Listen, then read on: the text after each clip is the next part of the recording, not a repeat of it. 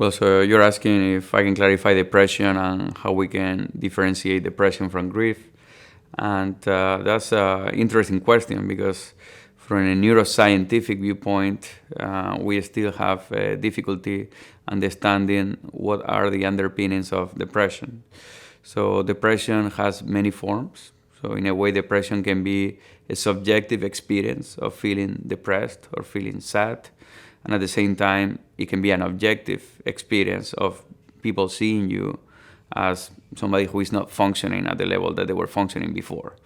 And depression also can be potentially caused by multiple potential causes. Sometimes we think this is related to genetic polymorphisms or genetic predisposition for a person to get depressed. Other times it can be caused by psychological experiences in life. Sometimes these experiences can be unconscious. Other times can be in their conscious life, like traumatic memories that they can recall. Other times it can be memories that they cannot recall anymore, that they are before they were able to form memories. And other times depression can be caused by social aspects, such as financial problems or poor ability to supply for one's basic needs, or losing a job, or other kind of experiences that can happen in one life that can affect also psychologically. But in general, in psychiatry, we define depression as a syndrome arbitrarily in which a person is having depressive symptoms for a period of 2 weeks or more. And these depressive symptoms, the classical ones are depressed mood, or difficulty enjoying things, or problems with your sleep, problems with your appetite, problems with your energy, problems with your concentration, problems having like suicidal thoughts, other kind of associated depressive symptoms. So when a person have like 5 depressive symptoms for a period of 2 weeks, a doctor or a clinician can diagnose the person with depression.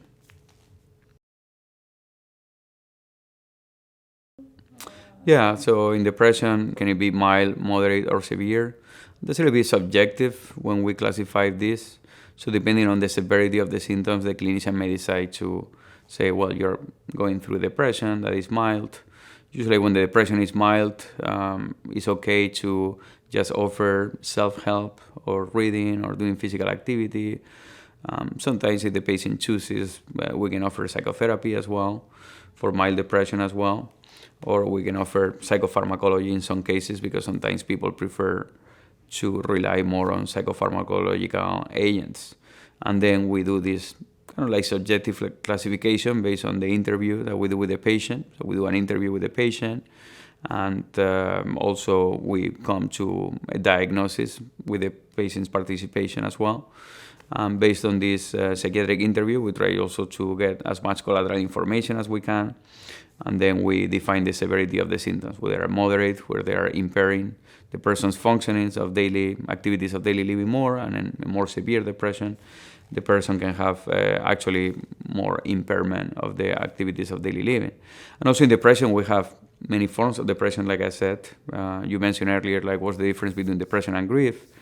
So typically in grief, you have lost a loved one, and you have depressive symptoms. So any person who has lost a loved one, I think most of us have lost a loved one, we have experienced depressive symptoms. That would be more, you can make a diagnosis of grief. Nonetheless, more recently, psychiatrists have chosen, in order to see patients, have chosen that it's okay to diagnose a person with depression if they're experiencing grief symptoms for a period of 2 weeks. Sometimes we use other diagnoses, such as adjustment disorder, where the person starts having depressive symptoms after they have like an acute loss of a job, or a disappointment from any situation in life, or they are coping with any kind of disappointment that they can experience in life. But after 2 weeks, the DSM, which is the classification of diagnosis in mental diseases that we use in psychiatry, we call it DSM, allow us to make a diagnosis of depression. This is a more recent change that happened in the DSM. And in depression, there are other forms of depression as well. Like somebody can have depression with melancholic features, which means that the person can have depression, but they have like severe difficulty enjoying things, and their mood is not reactive. So you can tell them the best joke in their lives, and they won't be able to find it funny. And also you can have psychomotor retardation, which means like you start moving more slowly. So those are what we call melancholic features. This comes from the Greeks. So we used to call it like melancholia, like black bile. So it's like a Greek term for melancholia, melancholic features, which are these features that the Greeks in Hippocratic medicine would see melancholia. So when you say that a person has depression with melancholy features, you're saying depression with black bile or with excessive black bile. It's like the Greek term for it. And then you have catatonic features in which the person starts having immobility, an ability to move, mutism, and they are completely disconnected. They can become completely disconnected from their surroundings and their environments. You have other forms of depression, such as atypical depression, which a person would eat more or sleep more than usual, as opposed to the typical symptoms. Or they have like interpersonal rejection problems, like they feel that they have difficulty coping with rejection by other people. So those are kind of like different subtypes of depression that we can see also. Psychiatrists usually may see which type you may fit. You don't fit any of these subtypes, you can just be diagnosed with major depressive disorder or depression, as we call it.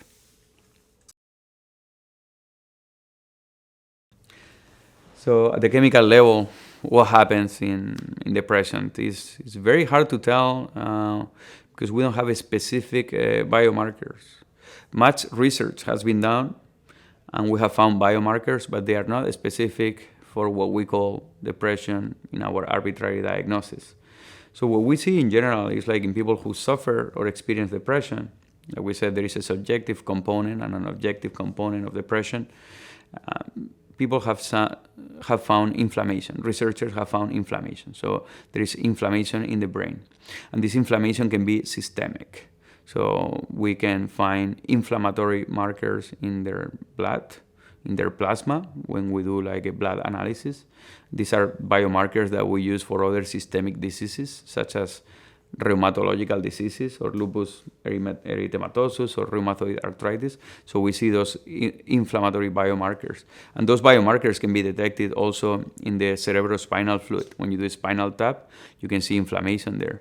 And also we have seen inflammation in some cells in the brain called the microglia, the glia in their brain, in some areas of the brain where there is inflammation as well, and we have seen that in post-mortem studies. So this is one thing that we can see biologically in people who have depression, but we can see it in people who have like inflammatory diseases or systemic diseases as well, or traumatic brain injury, or psychosis, or other psychiatric symptoms. We see other difficulties or challenges biologically. We see other problems sometimes, such as problems with their ability to cope with stress.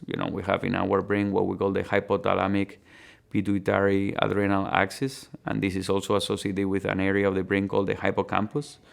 And what we see sometimes is difficulty coping with stress, so difficulty adjusting to the release of cortisol. So when we're stressed out, our body releases cortisol. And sometimes we can see in people who have depression like difficulty coping with it. So they can have like atrophy of the hippocampus. They can have a lack of receptors or less expression of receptors, receptors for the cortisol in the hippocampus. And you can see like more difficulty coping with stress. That's why we say depression can be related also to deprivation or lack of love or poor attachment, or not being well taken care of when you were a child, because what we see is like people who have been well taken care of, and we see this in mice, but we have seen that in humans as well, that they have more receptors for cortisol, which means biologically more ability to adjust to stress. There are other theories of depression, such as chemical theories. We call like the neurotransmitters theories, such as serotonin problems, dopamine problems, which are neurotransmitters that we have in our brain, noradrenaline or norepinephrine. But those theories are not corroborated. There is no consensus. So these theories came because we saw that we give medications that alter the levels of serotonin or dopamine. And then we had the hypothesis, well, maybe depression is related to some kind of chemical imbalance. But there is no consensus about that. There is no consensus that there is a neurochemical imbalance. And some studies have shown that there is potentially problems with the serotonin in people with depression. Other studies don't see that, so there is no consensus for that. There are other theories like electrical theories, because we see people who have mood symptoms and people who have like epilepsy or seizures. And now we know that with ECT, which is a neuromodulation treatment like electroconvulsive therapy, you can treat depression. We have new therapies called transcranial magnetic stimulation that do like magnetic stimulation of some areas of the brain in the dorsolateral prefrontal cortex, which is this area here in the brain. And we see that you can treat depression that way. So sometimes we think, well, probably our brain more than chemical is electrical, and the way our neurons communicate is in electrical ways. So electrical stimulation helps depression. It's possible that people who have depression have some sort of electrical problem that we have been able to detect yet. So those are more hypotheses as well. So there are multiple theories to explain depression from a neuroscientific viewpoint. Yeah, so what happens when you have depression and anxiety? It's depression different from anxiety. Again, we are entering a field and a sphere where it's sometimes confusing even for psychiatrists, because most people who have depressive symptoms very often experience anxiety symptoms.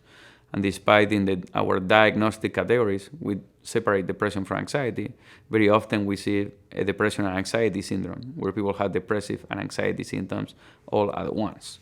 So to the extent that in the past, many psychiatrists or scholars have said we have to talk about anxious depression as a syndrome that we have to use because this is something that resonates more with what we see in our regular practice. So in general, it's very hard to separate them because most of the people who experience depressive symptoms are going to experience anxiety symptoms, because in a way our body reacts to stress with depressive and anxiety symptoms. So we're stressed out, our body is suffering, is going to experience depressive and anxiety symptoms. And other times it's going to experience other symptoms like obsessive compulsive symptoms or even psychotic symptoms in times of severe stress. So depression and anxiety tends to come together, and actually the treatment tends to be the same. So we tend to offer lifestyle changes, self-help, reading.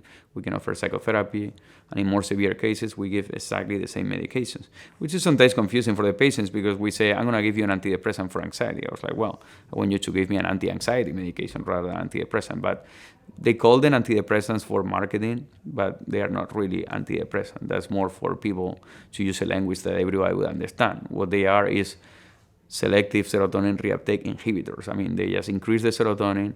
Increasing the serotonin at the synapse in their neurons makes you less conflicted, make you less anxious, allows you to tolerate stress better, and allows you to feel more comfortable in your skin and less conflicted or less bothered by things that happen in your daily life.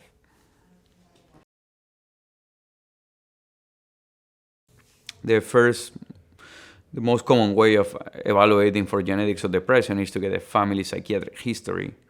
And then you can ask the patient, is there a history of depression in your family? And if depression is recurrent in family through generations, then you know that there is probably a genetic predisposition. And that's part of the general psychiatric evaluation. Nonetheless, we see now also genetic polymorphisms, which is we all have genetic polymorphisms, but now we have in genetics what we call the genomic-wide association studies, the GWAS as they call it, where we can put in the computer clusters of genetics in families in people who have depression and see what is statistically more frequent. How do these genetic polymorphisms go in clusters? And sometimes we identify polymorphisms that predispose a person to depression or any other psychiatric disorder. And these polymorphisms are different. Some researchers focus on one polymorphism, other in other polymorphisms. In general, there are some polymorphisms, such as the COMT, is catecholamine methyltransferase that is metabolizes or plays a role in the metabolism of a neurotransmitter called dopamine. We see that there can be people who have some polymorphisms of this COMT enzyme or gene that codifies for the COMT enzyme. Can put you a higher risk of having depression or suicidal ideation, but there are other polymorphisms. And in general, because there are so many polymorphisms, what geneticists or clinical geneticists do nowadays is give you a polygenic risk score for depression. So they say, well, you have higher frequency of polymorphisms that are associated with depression, therefore your risk, genetically speaking, to have depression is higher than for other persons who have different polymorphisms. how do we treat depression nowadays? If I'm a psychiatrist, how can I treat depression? And that's very interesting because we have some guidelines. We, as clinicians, we try to follow guidelines. Though there are multiple guidelines. Sometimes I like to follow the guidelines in the UK, but other people like to follow the guidelines of some author in the US. In the US, there are multiple guidelines. In the UK, I think, and in Europe, there tends to be more consensus. But in general, we could say that somebody who is having like mild depressive symptoms, it's okay to leave it more open for the person to say, well, what do you want to do? And we can make a plan together. And this is different for every doctor because in psychiatry there is a lot of variability and also patients are very different. So we call everything depression, but every person is unique and different and has unique needs. So we have to be very flexible and creative. But in general, we could say that a person that is having like mild depressive symptoms, one person could say, well, maybe it's okay to do self-help and read, start maybe working out, doing some meditation, try to make some changes in your life, cope with the stress that you may be going through. And that could be enough. And also we always give the option of doing psychotherapy, like talking to a counselor or talking to a therapist or talking to a physician that also does therapy in their practice. And that is usually helpful and is enough. And normally we don't necessarily, we can discuss it, and it's different because some doctors prescribe antidepressants to everybody because that's the way they practice. So some people have a practice that the only thing they do is prescribing, so usually they just offer a prescription or refer to someone else. But in general, psychopharmacology has side effects. So for somebody who has mild or moderate depression, I think it's okay to avoid psychopharmacology in order to avoid side effects. Nonetheless, the most common psychopharmacological agents that can be offered in moderate or severe depression, the most common psychopharmacological agents are called the SSRIs. These are medicines that inhibit the reuptake of a neurotransmitter called serotonin and elevating the levels of serotonin in our brain, in our neurons, at the synapse of the neurons, somehow relieves depressive symptoms. Not in a way that makes you happier, as many people think. These medicines are more like emotionally numbers. So they make you emotionally numb, so you feel less conflicted, you feel less bothered, you feel that things don't bother you as much. So that's kind of like the mechanism in which people feel these medicines kind of like work for them. But that you can offer in mild depression if the patient is very motivated or interested, or if the clinician is more psychopharmacologically oriented. But in a more moderate depression, it's okay to offer that in addition to doing psychotherapy or talk therapy, where you can just talk about your stressors. There are multiple schools of psychotherapy, but in general, all the psychotherapy schools have something in common. They expand empathy and insight. And we know that expanding empathy and insight, a person can reorient themselves and make the pertinent changes in order to make lifestyle modifications and life changes in their lives, in order to feel better about themselves and feel more comfortable in their skin, as we say. Usually in a more severe forms of depression, always reading, self-help, physical activity, meditation, life changes, those are always recommended, but psychotherapy is always recommended. But psychopharmacological treatment is generally recommended as well. So the psychopharmacological treatment can be antidepressants, like we mentioned before, like the SSRIs, that enhance the serotonin. But there are other medications because sometimes that's not enough. And then clinicians may choose, after a few trials, to combine medication as well. So when a person has tried 2 or 3 antidepressants and they still feel that they are not doing well, that they are not responding, and responding can be like a 50% improvement of the depressive symptoms. That's what we call in psychiatry response. Then sometimes people can try combinations of medications using other psychopharmacological agents or other treatments as well, like such as electrical treatments like transcranial magnetic stimulation or electroconvulsive therapy or vagal nerve stimulation. Those are the neuromodulation treatments, and even alternative treatments such as ketamine or psychedelics. How do we compare the conventional, traditional treatment for depression versus psychedelics? I think that's very important to talk about because nowadays the paradigm of care is shifting and is changing. And what we were feeling, many of the newer physicians or people who have started working in the last decade, is that sometimes we feel a little bit limited with the treatments that we have for depression. Psychiatrists sometimes are kind of like encouraged to practice in a way that they focus primarily on psychopharmacology, but we see the limitations of the psychopharmacological agents that we have. We see that people usually get better for a while, but after a while we don't see much improvement, and we get more and more patients who have tried different agents and different combinations, and they still feel that their depressive symptoms are not alleviated.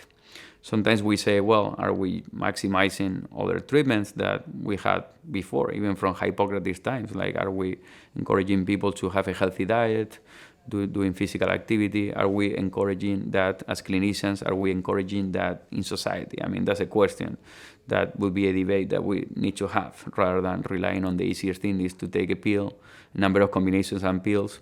And sometimes some clinicians would say, well, if you don't respond to 1 or 2 pills, then your depression is more severe, but you're not even considering other lifestyle changes and alternative holistic treatments without side effects. So that's something to first think about before you go to alternative treatment. So psychedelics and some treatments such as transcranial magnetic stimulation come out as the new treatments for depression. So we have neuromodulation, and then we have psychedelics. And they are fundamentally different, but in a way they are similar as well. Because, for example, when a person does neuromodulation, it sounds like transcranial magnetic stimulation comes out as like a new treatment, but that treatment is connected to ECT, which is before psychopharmacology. Electroconvulsive therapy exists since 1938. That's before the psychopharmacological agents. And then when somebody talks about psychedelics, we'll say, well, that's completely different, but psychedelics have been consensus things, and that was proposed already in the 50s, 60s, but consensus says they are serotonin agonists. So if you're giving a serotonin agonist, you're using similar mechanisms that you would use in the conventional antidepressants as well. But psychedelics offers a new opportunity, which is something that is fundamentally different from the treatments that we had before. In psychiatry, and patients as well were worried or concerned about taking neurochemicals, because they were worried that their personality was going to change, that we're going to turn them into a different person. They wanted to be the same person without the suffering. Psychedelics are completely the opposite to that. Psychedelics are meant to change your consciousness, to expand your consciousness, and you may come as the same person, but as a new person at the same time. So that's different from what we have been trying to do in psychiatry for a long time. In psychiatry, we were trying to keep you exactly the same, but alleviate your symptoms of depression. With psychedelics now, we are telling you, it's okay to change. It's okay to think different. It's okay to challenge who you have been for all your life. It's okay to realize that maybe you were not that person and now you're a new person. It's okay to expand consciousness. It's okay to change your beliefs. And that can be very healing, but it can be at the same time very challenging. And that's where psychedelics kick in. They kick in as an alternative treatment. They kick in as an adjuvant treatment. They kick in as another possibility that we can offer, but also they come out as a possible, completely radical way of thinking differently about the way we think about psychiatry and the way patients should be handled or treated.